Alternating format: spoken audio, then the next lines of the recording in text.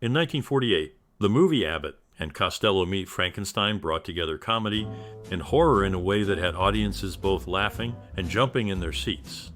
This film features the comedic duo of Bud Abbott and Lou Costello as they encounter some of the most famous monsters from Universal Studios, including Dracula, Frankenstein's monster, and the Wolfman. The mix of scares and laughs made this movie a unique experience at the time.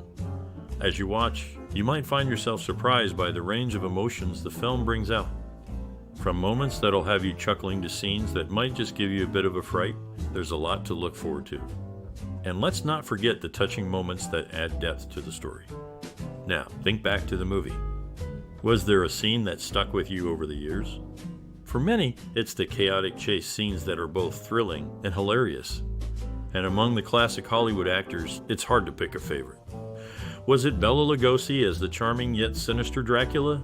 Or perhaps Lon Chaney Jr. bringing depth to the tormented Wolfman? We're curious about your favorite moments and memories related to this film. What part of Abbott and Costello Meet Frankenstein stayed with you? Share your stories and memories in the comments below. We'd love to hear what makes this movie special for you.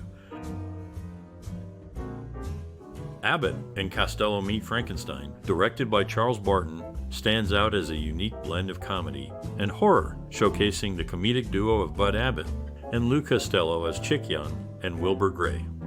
The film cleverly integrates classic Universal monsters, including the Frankenstein monster, the Wolfman, and Count Dracula, into a narrative that balances frights with laughs. The plot revolves around Chick and Wilbur, two baggage clerks in Florida, who unwittingly become entangled with these iconic creatures after receiving mysterious crates for McDougal's House of Horrors.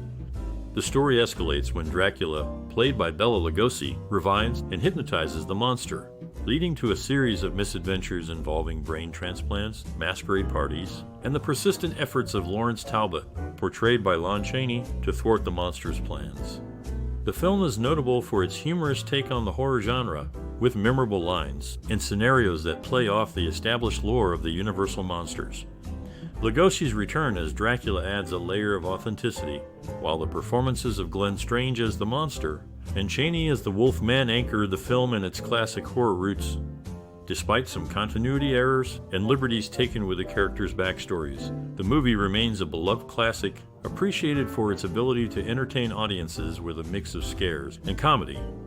It has earned its place in cinematic history, not only as a favorite among fans of Abbott and Costello and horror enthusiasts, but also as a pioneering work that paved the way for future horror comedies. The film's legacy continues to endure, celebrated for its creative storytelling and the seamless merging of two distinct genres. In the early days of cinema, two actors found their paths crossing in unique ways. Bela Lugosi, known for his leading roles, and Boris Karloff, who started as an extra, both featured in separate adaptations of The Last of the Mohicans in 1920. Their careers intertwined, with Karloff often taking on roles similar to those Lugosi had played. Meanwhile, Bud Abbott, one half of the comedy duo, led a family life with his wife Betty Smith, whom he married in 1918, and their two adopted children.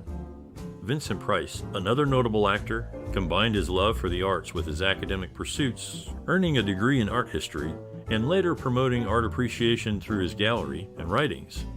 These individuals brought their unique backgrounds to the classic film, each contributing to its lasting appeal.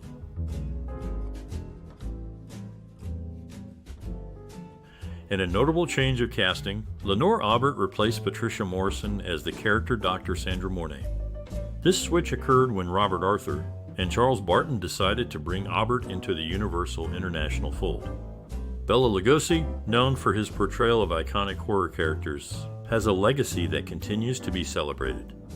His merchandise sales surpassed those of his contemporary, Boris Karloff. Lugosi's legacy includes a screen test for the Frankenstein creature where he donned a heavy, clay-like makeup, drawing inspiration from the monster in the 1920 film The Golem. In the late 1940s, the intersection of art and film saw unique developments. Vincent Price, known for his later roles in horror films, was part of a group that founded the Modern Institute of Art in Hollywood. Despite their passion, the museum closed due to financial difficulties. Around the same time, a young Jerry Garcia found himself both terrified and captivated by a film featuring 3 classic monsters. This experience, following the recent loss of his father, spurred him to pursue a creative path beyond music into filmmaking and art. Meanwhile, Bela Lugosi, an actor synonymous with the horror genre, showcased his linguistic skills, speaking multiple European languages fluently, which added depth to his performances on and off the screen. In the heart of Hollywood's golden era, Bud Abbott and Bela Lugosi brought their unique backgrounds to a film that blended comedy and horror. Abbott, whose father was associated with the Barnum and Bailey Circus, found his comedic footing alongside Lou Costello. Lugosi, known for his portrayal of Dracula, shared the screen with Lon Chaney Jr. in several films, including one where they encountered Abbott and Costello. Lugosi's rich acting experience in Hungary, performing in plays like Hamlet and Macbeth, added depth to his roles in American cinema. Together, these actors created moments on screen that are still remembered today. In the early 70s, the Kinks released Celluloid Heroes, a song that playfully warns listeners to be cautious around Bela Lugosi's star on the Hollywood Walk of Fame, humorously suggesting his vampire persona might come to life. Lugosi, famous for his portrayal of Dracula, left a lasting impression on pop culture, extending beyond his film roles. Vincent Price, another legend of the horror genre, was not only an actor, but also an advocate for the arts, particularly Native American art. His passion led to his appointment to the Indian Arts and Crafts Board by President Eisenhower. Price's support for the Institute of American Indian Arts and his involvement with the Museum of Contemporary Native Arts in Santa Fe highlight his dedication to this cause. Price's distinctive voice became part of Disney history when he lent it to the Phantom Manor attraction at Euro Disneyland, now known as Park Disneyland. Despite initial challenges with the French script, his English recording was used briefly before being replaced to favor more French content. However, his iconic laugh remains, haunting the ride to this day. In the world of early Hollywood, Glenn Strange transitioned from a man of many trades to an actor, bringing with him a diverse background that included singing, boxing against heavyweight names like Primo Carnera, and working as a deputy sheriff. Vincent Price, known for his distinctive voice and performances, also had a passion for literature, evidenced by his mystery and detective novel book club. Lou Costello, one half of the legendary comedy duo with Bud Abbott, began his journey in the entertainment industry as a stuntman and extra in silent films, paving the way for their comedic debut in 1940. These individuals brought unique experiences and talents to the silver screen, contributing to the memorable performances that still entertain audiences today. In a twist of fate, the stage was set for Vincent Price to fulfill a lifelong ambition to perform Shakespeare, with plans for him to star in Titus Andronicus under Charles Ludlam's direction. However, the project came to an abrupt halt with Ludlam's untimely passing.